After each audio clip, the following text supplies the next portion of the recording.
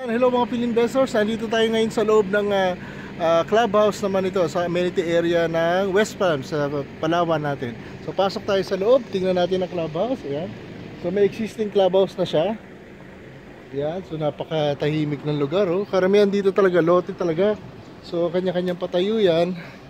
Ayan siya, tahimik yung lugar. Marami na rin nagpatayo ng bahay. Sabi ng guard, nasa 14 na daw ang nag-move in din. So 14 na ang nandito nakatira. So yan ang mga Pilinvest sales office natin. Tapos dito makikita natin ang napakagandang clubhouse. Yan si Manong Dininis. Yan ang garden. Tapos ito ang magandang swimming pool. Ayan, di ba? Ganda ng swimming pool. So ito ay nagagamit ng mga homeowners dito. Ayan. So yan, simple lang siya. Swimming pool, garden, at ito ang pinaka clubhouse natin. So nandito tayo ngayon uli sa West Palms. Yan, napakaganda dito. So karamihan dito lote ang binibenta natin. So dito magandang mag-invest din. So bentahan natin ito mga Pilinvestors. Salamat.